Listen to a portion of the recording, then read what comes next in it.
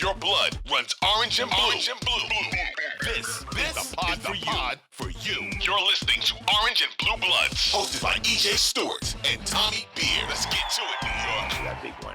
But one of the teams, as we move to the trade deadline, and we'll talk about Kyrie in a bit, but one of the teams pegged as potential sellers at this trade deadline is the Utah Jazz, and we're hearing more of the Knicks' interest in some of their key players. We've talked a lot about Malik Beasley, but now another player has been added to those conversations. So Michael Scott of Hoops Hype reported that the Knicks and Jazz have had discussions about a deal that would send Obi Toppin and Evan Fournier to Utah in exchange for Malik Beasley and Jared Vanderbilt. Scotto says the Jazz are seeking a first-round pick for each of their veterans. And he's not the only one reporting that. Jake Fisher is reporting that as well, that apparently the Jazz see all their veterans on their team. They think they're all each worth at least one first-round pick. So in this trade, I guess the Knicks are trying to sell the Jazz that Toppin could be the equivalent of a first-round pick being sent to Utah. But right now in the negotiations, according to Scotto, the Knicks have been hesitant to attach a first-round pick to move off Fournier's contract, because in this deal, the Knicks will have to give up two first-round picks to get both Beasley and Vanderbilt. I mentioned that Fisher said that, as well, that both of these players are deemed to be first-round values by the Utah Jazz. He says there have been similar trade packages involving Beasley and Vanderbilt, not just with the Knicks, but also with Atlanta and Portland. So do you like the idea of a Vanderbilt Beasley package coming to New York? I think it makes sense in a certain respect. As I've kind of said over the last few weeks, if I'm the Knicks, unfortunately, I think they're going to move Obi Toppin. I think it's probably at this point, if you're not going to play, if even last night when the rest of the bench, when Fournier played 24 and McBride 23, Obi still only played 13 minutes. With Randall and attached at the hip with the head coach, it's just hard to envision a role. If Randall's healthy and Thibodeau's in town, there's not an opportunity for Obi to prove himself. And we're just not going to find out what player he is. That only gets more complicated as we enter the offseason when Obi's extension eligible. How much there's two questions there. Is Obi Toppin worth a considerable $40 million extension, $50 million extension? Maybe. But, does he have that type of upside to be a player to return value on that contract? Potentially, but we don't really know. But more importantly, you can't give that much money to a player that's going to average 12 minutes a night. Right. And Randall's in the first year of a 4-year contract extension. He's not going anywhere, assuming the Knicks are content. So if you're going to trade Toppin, you should trade him now. In the offseason, his value is going to decrease a little bit from where it is right now. If you wait until next February's deadline, then you're really in trouble, because we saw, the Wizards, for instance, traded Rui Hachimura, a guy who's averaged 14 points per game for his career and 28 minutes a night. Yeah, certainly has produced more. Has more production on his resume, far more than Obi Toppin. And the Wizards got 3 second-rounders back. If the Knicks end up using the 8th overall selection on a National College Player of the Year, and 4 years later have 3 second-rounders, to show for it, that's not ideal asset management. So again, part of this whole thing is asset management. You have an asset that has some value, so I expect them to shop Toppin, heavily in the next 3 days. As far as this particular deal is concerned, it makes sense because Vanderbilt's going to give you some defensive versatility. A 6'9" forward can guard the 4, can guard the 5 a little bit, can guard the 3 a little bit. Certainly not an offensive stud. Averages 6 points for his career, but isn't inefficient. 58% shooter, below average 3-pointer. You don't want to taking or making too many threes. 63% free throw shooter. He's going to get hit. He's going to make his bones on the defensive end. As a connector offensively. There's value there for a player that's going to come off the bench for you and as a role player. Beasley is going to provide the Knicks with offensive sharpshooting. Basically a younger version of Evan Fournier. On the season, Beasley is shooting, averaging 13.5 points and 3.1 made 3-pointers in 27 minutes a night, shooting 40% from the floor, which you don't love. basically league average, 36% from downtown. He has 1 year left on his contract, set to make $16.5 million. So if you're going to move those pieces, I think that's the type of players you're probably going to get in return. Some upside there. Beasley can get hot and give you 25 minutes. Won't shock if he gives you 25 points on any given night. Vanderbilt is a Tibbs type guy, just in terms of his approach, energy, effort, mentality, defensive first guy. To me, it all comes down to the draft capital attached. Even if it is a first round pick and/or multiple first round picks, depending if they hold on to Obi. If they get a player, if they trade for Vanderbilt, I assume Obi's gone, because it makes no sense to keep Obi and have Vanderbilt. To me, it all comes down to the draft capital. And if it's first round pick and/or picks, it's all about protections. We know that all first round picks are not created equal. Obviously, the Knicks shouldn't even be entertaining any of their unprotected first rounders in 2027 or 2029 or even 2025. If they want to include one of the Wizards pick they have coming back, the Bucks pick they have coming back, that certainly makes more sense. I'm willing to listen.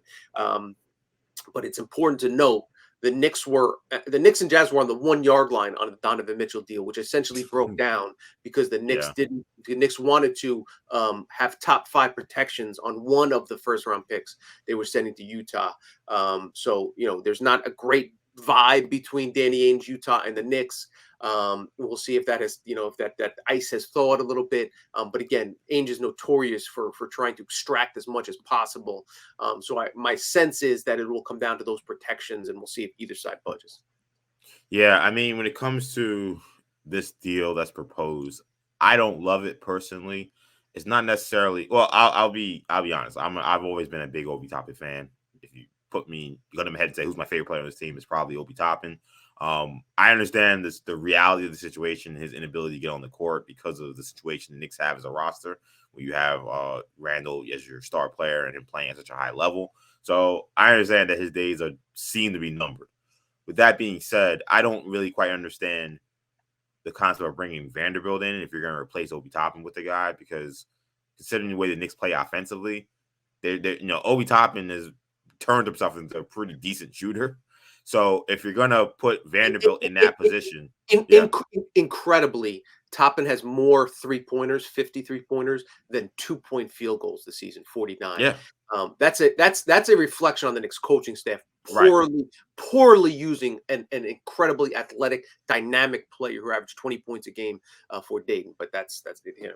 Yeah, exactly. And that's the way they've used him. So if you're bringing in Vanderbilt, who's going to play the Obi Toppin role, I mean, if Vanderbilt's going to stand in the corner, he's not giving you anything offensively.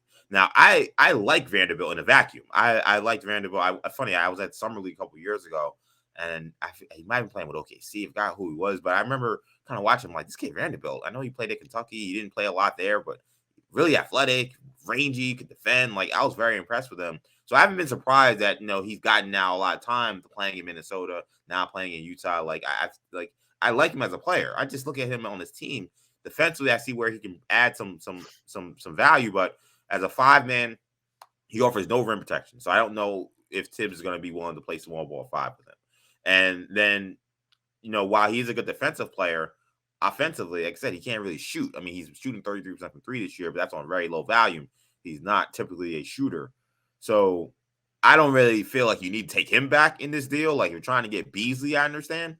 But I really wasn't interested in Vanderbilt for this team based on how the Knicks are constructing and how they play offensive basketball. Beasley, I understand, and I think that he's a guy the Knicks should be targeting.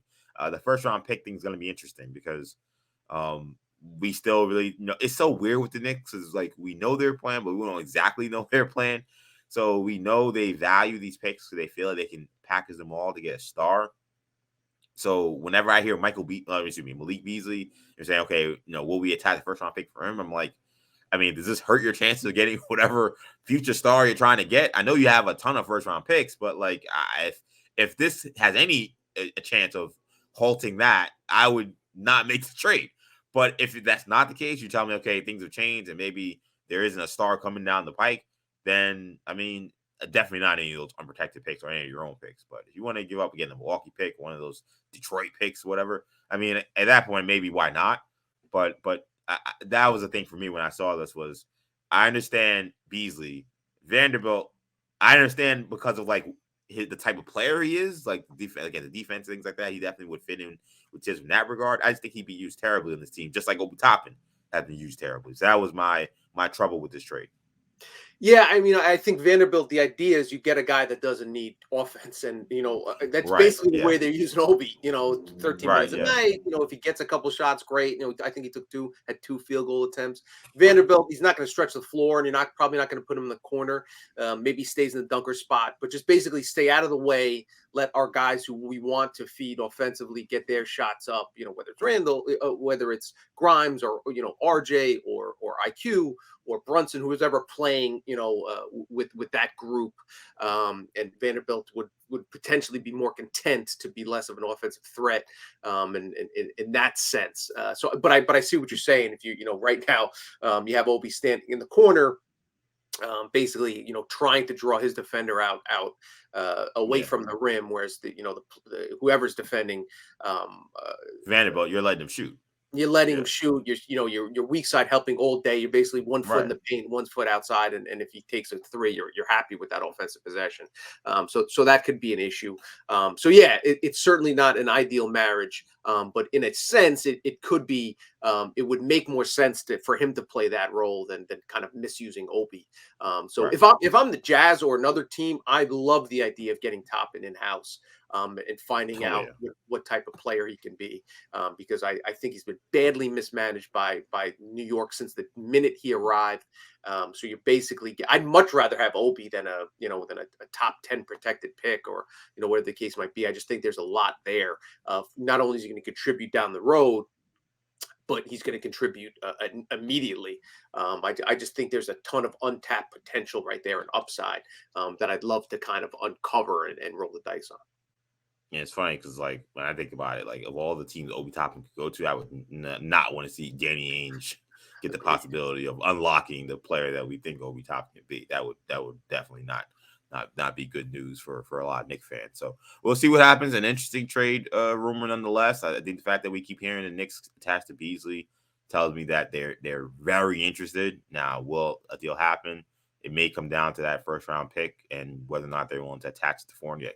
And I don't think I would do it, but again, they do need scoring punch. So if there's not another option anywhere else in terms of getting a guy who can come off the bench and shoot, I know they're looking at Sadiq Bey. You would think maybe Bey will probably also need. You probably have to attach a protected first for him too. So it should be interesting to follow nonetheless when it comes to the Knicks trade situation with Beasley and some of these other guys. One last point on Vanderbilt, very team-friendly contracts, making $4.6 million next season, 1 year left on his deal. So that's anytime you get a rotation player making less than $5 million, that's great. And one other thing in terms of the whole, you don't want to give up first-round picks because you want that massive pick package that you can send over for a star. Again, I think there is value there, especially a team-friendly contract on Vanderbilt and even Beasley at $16.5 million. It's not bad. If I'm a team that's trading Devin Booker or Karl Anthony Towns, whoever that next star is, just throwing names out, whoever that next star is that demands a trade, if I'm Minnesota or Phoenix or whoever, I'd probably prefer Vanderbilt on a team-friendly contract. Even if you don't want the player immediately, you can flip him to another team for, for another. So there is, just because the Knicks, it's important to keep in mind over the next 3 days, just because if the Knicks do package some of these picks, and again, they need to consolidate them in some way, shape, or form. If they do consolidate them for a player, that doesn't preclude them from including that player that they've now received for a star in July or August or next December, whatever the case might be. That is absolutely a fair point and needs to be addressed. So thank you for putting that out there as well. So